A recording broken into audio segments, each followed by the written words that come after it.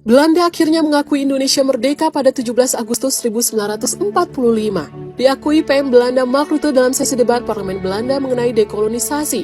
Ada perjalanan panjang yang telah dilalui untuk mencapai pengakuan resmi ini. Sejak Joop Hutting menceritakan kekerasan ekstrim yang dilakukan militer Belanda di Indonesia, muncul desakan agar Belanda menyelidiki aksi militer mereka di masa lalu.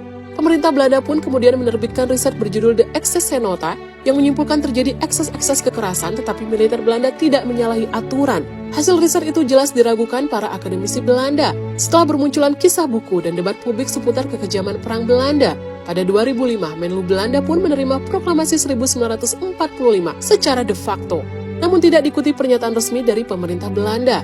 Baru setelah terbit buku yang menyingkap pembantaian di Indonesia dilakukan secara terstruktur, pemerintah Belanda pun membiayai 3 lembaga untuk meriset kembali soal dekolonisasi. Diikuti oleh 17 akademisi Indonesia dari Universitas Gadjah Mada. Riset yang menghasilkan 14 buku ini menyimpulkan bahwa selama periode revolusi kemerdekaan, terjadi kekerasan masif yang dilakukan oleh militer Belanda terhadap rakyat sipil Indonesia. Setelah kesimpulan itu disiarkan, PM Mark Rutte meminta maaf atas kekerasan yang dilakukan oleh pihak Belanda. Akhirnya, pada 14 Juni 2023, PM Mark Rutte mengakui sepenuhnya tanpa keraguan kemerdekaan Indonesia 17 Agustus 1945.